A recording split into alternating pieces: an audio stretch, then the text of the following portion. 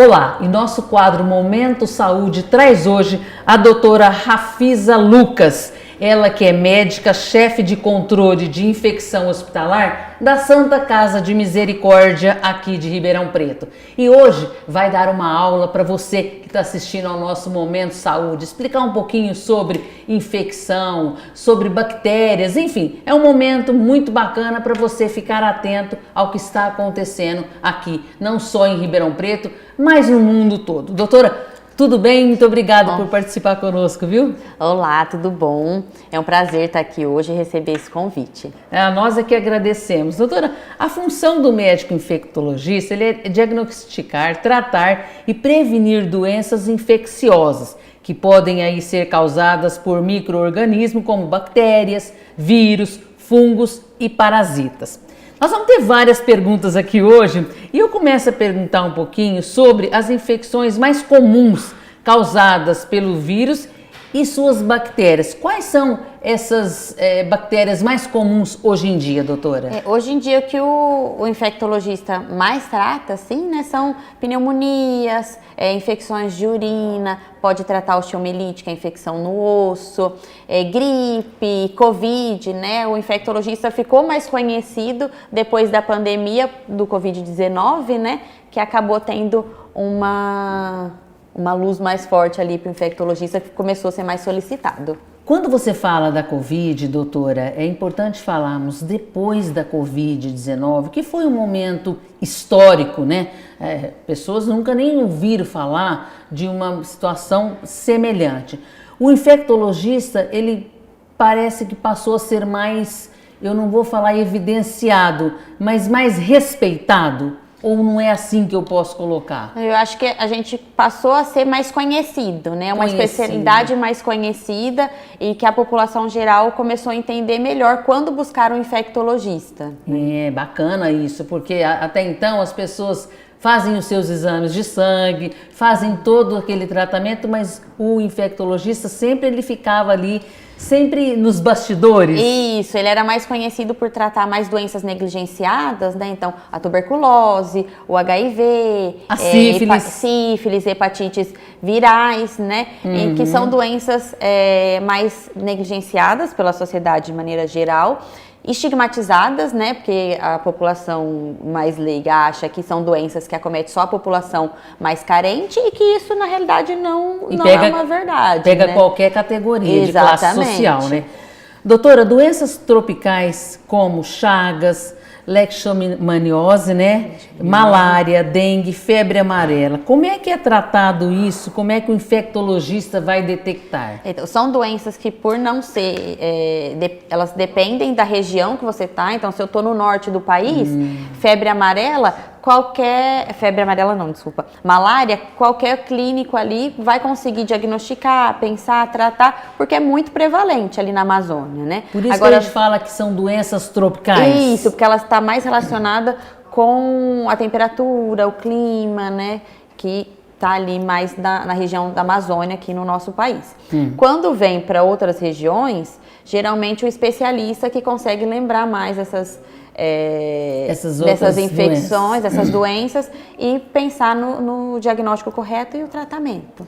Doutora, quando vai para um infectologista, de que forma é feita essa consulta, a primeira consulta, a abordagem? Geralmente a primeira consulta do infectologista é uma consulta demorada, porque a gente vai tentar descobrir tudo da vida do paciente. Para a gente é importante sintomas de quando começou a apresentar esses sintomas e a gente começa a investigar os fatores de risco desse paciente. Então, ele viajou para algum lugar no último ano, ele comeu algum alimento cru ou um leite que não direto da vaca ali, né, que não foi pasteurizado. Se ele tem contato com animal, se ele tem contato com ambiente de mata, caverna, rios, lagos, tudo isso faz diferença na nossa hipótese diagnóstica. Histórico de doenças também. Familiar, Isso. Quando você fala de localização, ou de animais, ou do meio rural, às vezes, né, doutora? Sim. Tudo isso faz parte aí desse primeiro contato aí, paciente e o infectologista? Sim, doutora? faz parte. São perguntas importantes para a gente pensar no nosso raciocínio clínico, porque tem doenças que estão relacionadas com isso. Doutora, agora a gente vai saber se é mito, se é verdade. Nós temos aqui várias perguntas ao longo desse nosso quadro que a gente está desenvolvendo aqui agora, que é o Momento Saúde. E a gente tem muita curiosidade, inclusive algumas perguntas que chegam até nós, que é a seguinte: tomar banho com temperatura acima do normal, doutora, isso ajuda a eliminar o vírus? Não. O banho quente não vai ajudar. Por mais que a gente saiba que altas temperaturas mate vírus, bactérias e micro-organismos no geral, a temperatura que a gente aguenta tomar banho não é capaz de matar. Teria que ser aquele banho pelando que o ser humano não consegue. Aguenta. Entendi. Isso. Doutora, pacientes que já tiveram H1N1, comprovada anteriormente, tudo documentado, laboratório e tal, e teste, eles correm mais riscos ou não? Como é que é esse cuidado aí? E também eu aproveito para falar, além da H1N1, da Covid. Não, eles só pelo fato de ter tido, né, não significa que eles têm algum risco a mais de pegar de novo, ou quando pega de novo é mais grave, né? Isso daí vem muito por causa da dengue, que acho que todo mundo já ouviu falar, que pegou uma vez dengue, a segunda vez que pegar, ela tem é mais forte. risco, que todo mundo fala, tem mais risco de vir a dengue hemorrágica, né? Que é o que todo mundo acaba falando, que tem mais medo. Na dengue, isso até é verdade. Os outros casos acabam tendo aí uma chance de gravidade um pouquinho maior. Mas quando a gente fala de Covid, de H1N1, isso já não se reflete. Doutora, vamos um pouquinho então usar o lado aí, pegar a sua proposta que você falou da dengue, que é um tema que é extremamente importante nesse momento que a gente está vivendo. Nós temos hoje em Ribeirão Preto confirmados, parece que são 5 mortes. 5 mortes e 2 mortes em investigação. Em investigação, justamente. Eu queria que a doutora nos orientasse, por gentileza, doutora, esse cuidado com a dengue, o que o paciente tem que fazer. E quando você fala, Jane, quando pegou a dengue, a segunda é diferente tanto da Covid quanto da H1N1, então eu queria que a doutora explicasse um pouquinho esse período que nós estamos vivendo agora, que é o momento que nós vamos entrar agora, que é propício, sim, não é, doutora? Começam as chuvas. Justamente, aí né? Aquela temperatura que vai modificando, e isso é bem o que os mosquitos gostam, né? Então eu queria que você falasse um pouquinho a respeito do cuidado, para o nosso telespectador estar atento, para a vizinha, para a pessoa, não é ser assim, olha, eu estou olhando o quintal do outro, mas eu estou orientando o quintal do outro, ajudando o meu vizinho, porque aí a união vai fazer a força, né, doutora? Exatamente. Então, esse cuidado eu queria que a doutora falasse. A dengue é uma doença que já tem vários anos já, é uma doença muito bem conhecida pela gente, né, por todo mundo, e que não tem um tratamento específico, né? Então, você vai ver, se tá com dengue, você vai lá, toma uma hidratação, uma dipirona, paracetamol, mas não tem, assim, um remédio específico que combata a dengue. O tratamento é suporte, né? Então, o melhor tratamento de todos é a prevenção, né?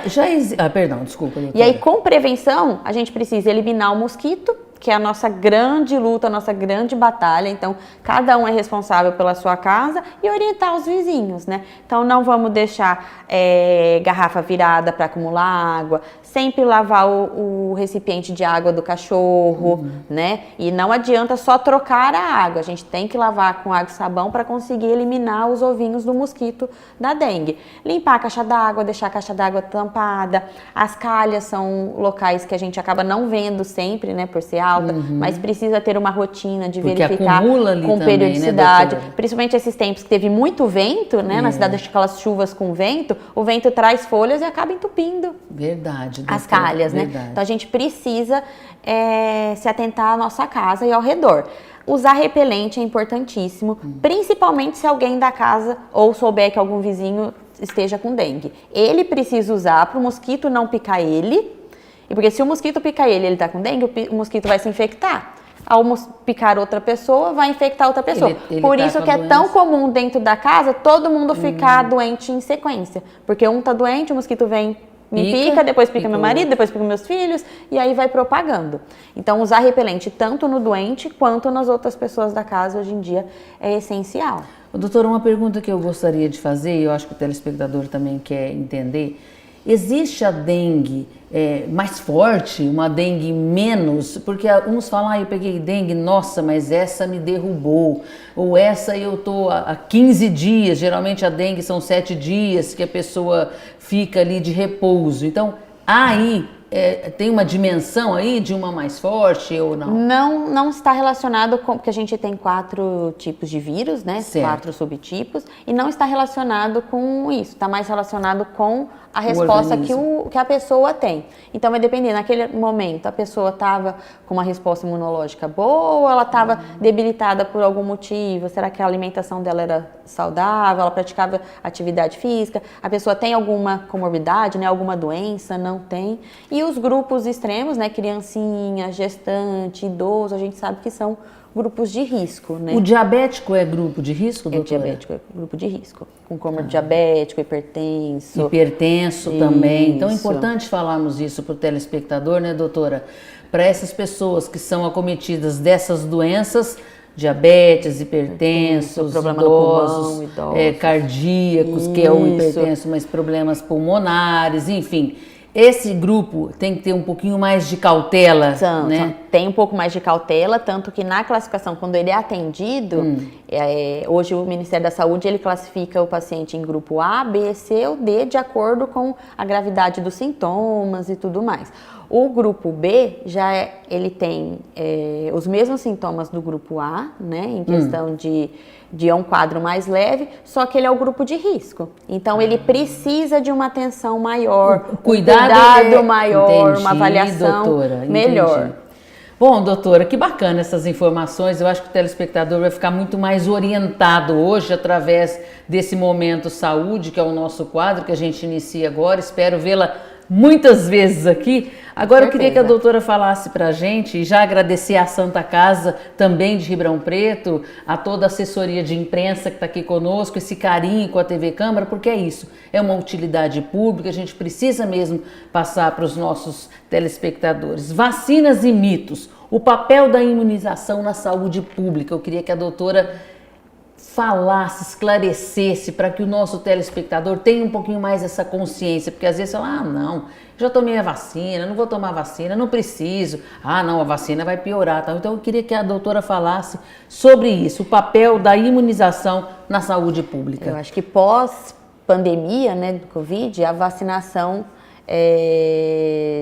não só pós, né? Um pouco antes ela já vinha caindo a adesão um pouco. A gente estava passando por um período aí de fake news sobre a vacina, questionamento sobre a eficácia da vacina e tudo mais.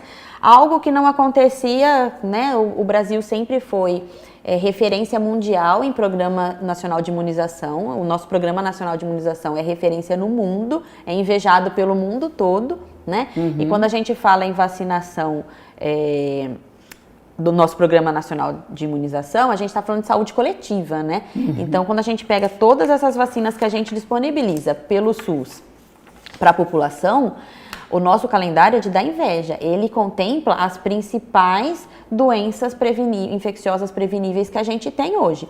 Quando a gente olha para o calendário particular, talvez não, né? Ele tem uma cobertura um pouco maior. Então, pensando em imunidade do indivíduo só, né, ele vai ser um pouquinho melhor, mas quando a gente pensa em saúde pública, a gente tem que pensar no coletivo, né, então acaba tendo uma avaliação aí de custo-efetividade e o nosso calendário é excelente. Uma cobertura muito ampla, Uma cobertura muito ampla. Bacana falar que a rede pública disponibiliza, né, doutora? Que se todo mundo tivesse com as suas vacinas em dia, pode ter certeza que o número de internações no Brasil em todo cairia muito, muito, muito, muito, né?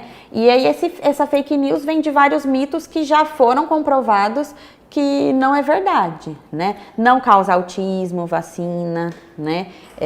Isso daí já foi mais do que desmascarado que era uma mentira.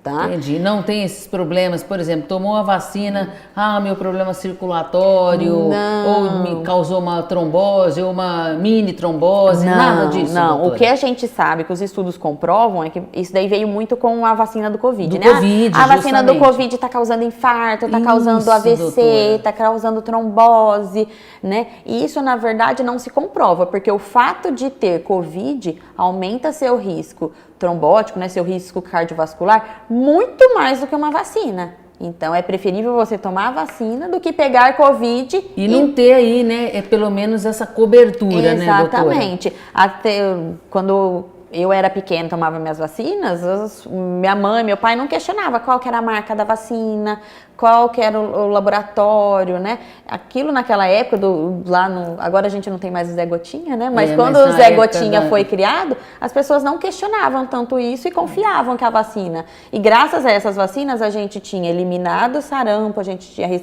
recebeu de novo o selo de eliminação de sarampo, mas já tiveram 2 casos de sarampo no Rio de Janeiro, né? Então, o sarampo está voltando. A gente tá para perder o selo novamente. Isso é devido à vacinação, doutora? A falta de vacinação. A falta de vacinação. Porque tem doenças que nunca a gente ouvia falar, de doenças como a hanseníase, por exemplo. E aí a gente ouve hoje, né, uma doença que já estava praticamente erradicada, como o sarampo, né? O sarampo, quando eu estudei, eu nunca achei na vida que eu fosse ver um caso de sarampo, né? Porque quando eu estava na faculdade, situação, já era erradicado no país. Então, olha só. Né? E aí, quando eu estava fazendo minha especialização, vi alguns casos de sarampo, né? Porque voltou pela baixa imunidade, as pessoas não estão se vacinando. Outra doença que fica aí quase não volta no mundo é a poliomielite, né? Acho que todo mundo conhece alguém que teve paralisia infantil e ficou com a sequela motora ali. E tudo isso por conta de não tomar uma vacina. De não tomar uma vacina. Então, a gente corre o risco. A questão da hanseníase, né? A gente não tem uma vacina contra a hanseníase, né? E a gente, janeiro, geralmente é o mês da hanseníase, para conscientização e tentar fazer o diagnóstico, porque ainda é uma doença que se demora para fazer o diagnóstico. E aí, quando faz, acaba já tendo sequelas. Doutora, existe agora uma vacina para dengue? Existe. Já existia uma, mas a vacina que existia antes, se você já teve dengue, não podia tomar ela. Agora, a que tem atualmente, que já está incorporada até no nosso Programa Nacional de Imunização, qualquer pessoa de 4 a 59 anos pode tomar. Está disponível no momento de 10 a 14 anos, né, a faixa etária adolescente, porque os estudos do Ministério da Saúde viram que essa faixa etária foi a faixa etária com maior morbidade nos últimos anos. Então, como a gente não tem uma disponibilidade muito ampla da vacina, não tem vacina suficiente para todo mundo, que ela está em falta até na rede privada. Entendi. Uma vacina. Então, a gente escolhe grupo, conforme vai tendo mais vacina, vai ampliando esses grupos. Então, o grupo de risco, ou se naquele bairro, por exemplo, ali está muito alto, então aí pega ali e faz uma sequência, hoje, ou como é que é feito? Não, hoje o Ministério da Saúde só libera de 10 a 14 anos na nossa região. E regiões que estão vacinas com lotes com vencimento próximo, eles ampliam para não perder essa dose. Para não perder, né, doutora? Porque, infelizmente, a adesão à vacinação ainda está aquém da esperada. Meu Deus. E pensar que na rede particular é uma vacina que custa... Caro, coloca aí R$500. É caro. Né, depende do lugar, de 350 a 500 reais. É verdade. A dose, são 2 doses, né? E na rede pública... É gratuito. Porque algumas vacinas, doutora, precisam de reforços e outras não? Isso depende da tecnologia que ela utiliza, né, para ser produzida. Geralmente as vacinas que são de vírus vivo atenuado, né, tipo a tríplice viral, que é sarampo, cachumba, rubéola, elas conseguem gerar uma resposta imunológica maior. Então, mais aí forte. Ela não teria esse Então, reforço. Ela tem 1 ou 2 doses normalmente e não precisa de mais. H1N1. Agora, a da gripe, né, que tem a H1N1, geralmente ela é por parte do vírus. É parte do vírus que é produzido a vacina, né? Então, ela consegue gerar uma resposta menor. Por isso que tem o reforço anual. Além disso, a vacina da gripe, a que a gente tem disponível no SUS, ela protege contra 3 subtipos, né, subtipos da gripe, e a do particular contra 4. E a que está circulando, o tipo de vírus que está circulando no ano, varia de um ano para o outro. Então, todo ano ela é refeita para pegar o que está mais circulando. Por isso é que a gente tem que ter esse cuidado, doutora, porque vocês, médicos, os nossos cientistas, né, têm esse cuidado, sabe aí com maestria do que está acontecendo ali naquele momento. Por isso que esse reforço, quando a gente fala, e esse cuidado que a doutora teve de falar agora, é para saber o que está circulando naquele período, é isso, Exatamente. doutora? É importante da gripe falar, porque muita gente fala, né, eu não tomo mais porque eu tomo, eu pego gripe. Né? Exato. A gente tem muitos vírus que causam gripe. A nossa vacina vai proteger contra 3, que são os 3 mais prevalentes e que estão associados aí a maior chance de internação, de um quadro grave. Mas você tomar a vacina não te impede de pegar os milhares de outros vírus que existem por aí. Claro, é verdade. Então, é um mito isso, né? Exato, não é que eu tomei da gripe e peguei gripe. A vacina me deu gripe. A vacina não dá gripe, até porque ela não tem o vírus inteiro, ela tem só um pedacinho. Pedaço.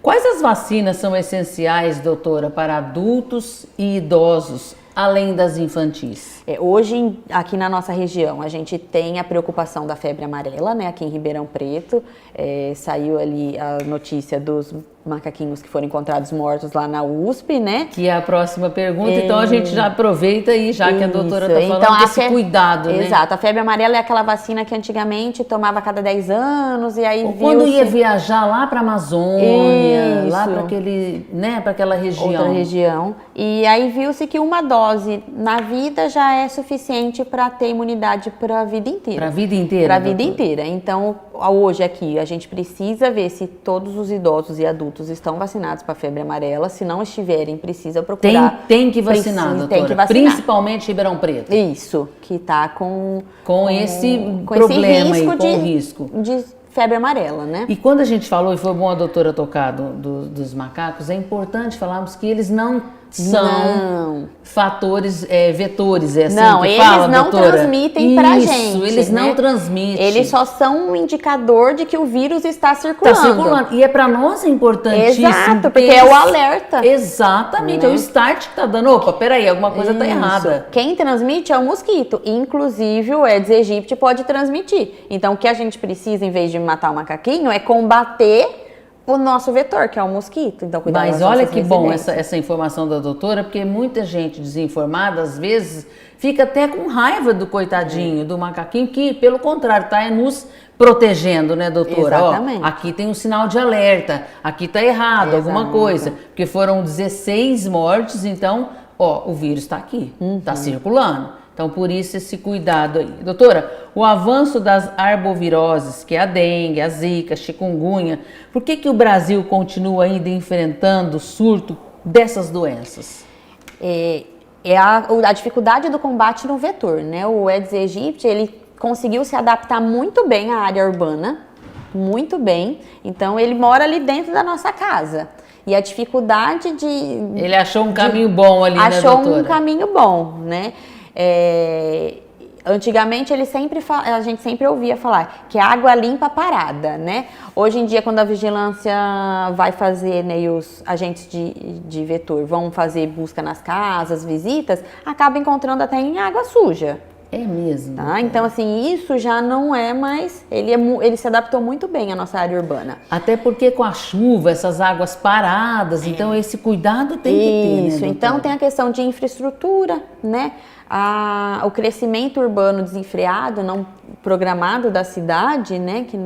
Sem nenhum... Das cidades no geral, né? Sem nenhum projeto ali, exatamente, né? Aqui vamos ter isso, vamos, né, escoar a água aqui, vamos cuidar ali. Isso tudo dificulta o crescimento combate. aí, né, doutora? E o que falta, então, para esse controle efetivo? São essas políticas públicas, doutora? Eu acho que é política pública e educação e conscientização da população também, né? Porque as políticas públicas vão vir também para as áreas em comum, né? Precisa ter um cuidado com áreas que são estratégicas, então cemitérios, escolas, unidades de saúde são locais que é de responsabilidade pública, né, ali, né, porque e aglomera muita gente, então todo lugar que aglomera muita gente tem maior risco de transmissão. Mas a gente também tem que cuidar do nosso particular, né? Da nossa casa, da nossa rua, né? Não adianta, eu vou tirar tudo da minha casa, mas vou jogar tudo lixo num terreno baldio.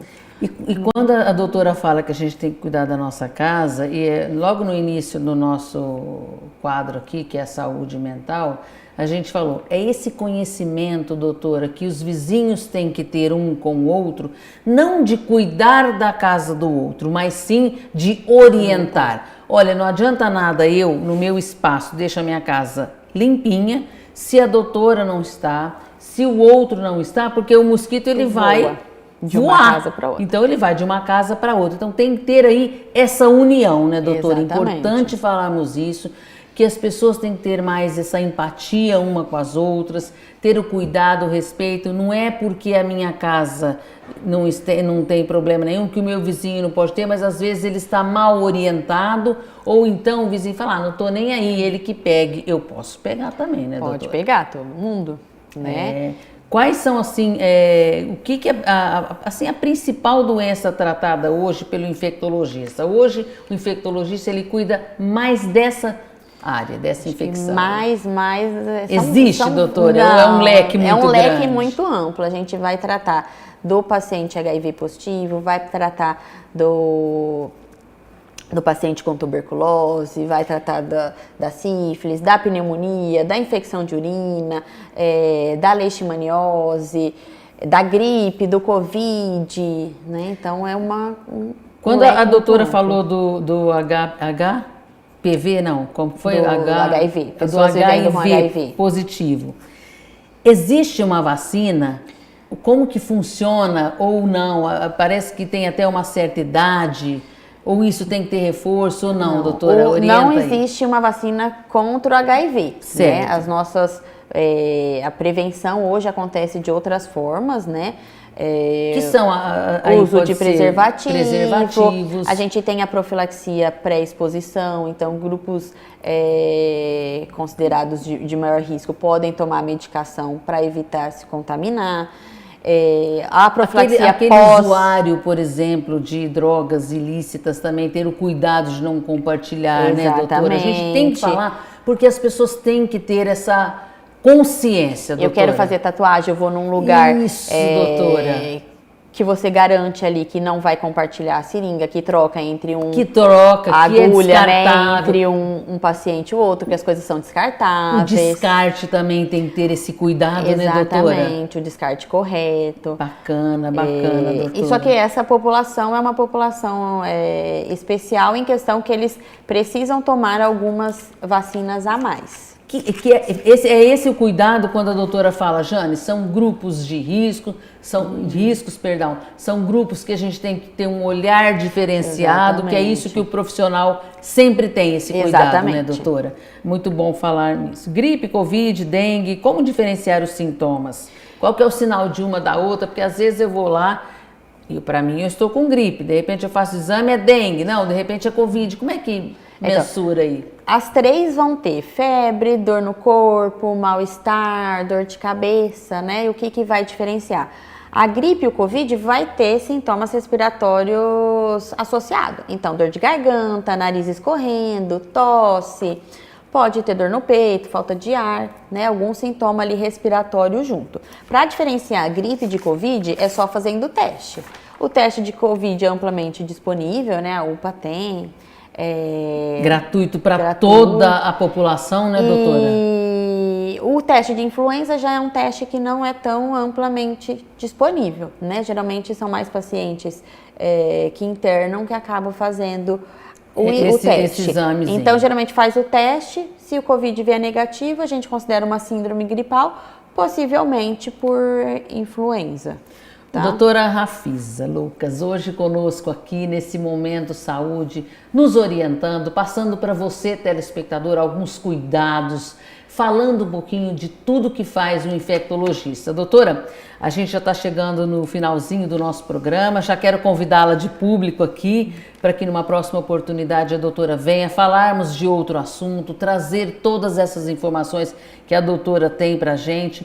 E que a doutora deixe um recado muito importante para toda a nossa população nesse momento que nós estamos passando, que é muito crítico, né, doutora? Sim. E a gente vai falar num próximo momento, se Deus quiser, sobre a dengue. Hoje nós falamos sobre as vacinas, quais são os cuidados, quais são as vacinas, no momento do idoso, no momento do adulto, no momento infantil, quais são esses requisitos que é hoje orientado para a população, mas que a doutora passe para o nosso telespectador, doutora Rafisa, a importância hoje do cuidado e a gente ter aí essa empatia com o próximo sobre a dengue. Eu queria que a doutora fizesse hoje um convite para a comunidade, falando para a população de Ribeirão Preto sobre esse momento crítico que nós estamos. São 5 mortes hoje, com 2 ainda sendo investigadas. Não é isso, doutora? Isso.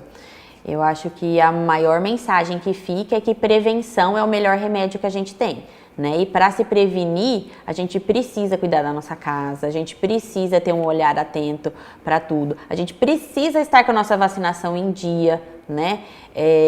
Não adianta depois a gente ficar indo na UPA todo dia, soro, isso daí vai ser o tratamento, vai ser o suporte, mas o que a gente quer é não pegar, e para não pegar a gente precisa prevenir. Então, acho que a prevenção vai ser a palavra-chave aí pra gente e ficar de alerta para todo mundo, tirar 10 minutinhos por semana, olhar a casa, olhar a calha, olhar a caixa d'água, se tem piscina, a piscina tá tratada, né? Aquele banheiro do lado de fora de casa, será que tá com a tampa levantada do vaso sanitário, porque ali pode ficar acumulando água e ser um criadouro do mosquito. Estamos lavando a vasilha do nosso animalzinho, né? Então, acho que é prevenção e lembrar que vacinas salvam vidas, gente. Vacinas são seguras e todo mundo, se você ama seus parentes, seus filhos, seus amigos, orientem a se vacinar.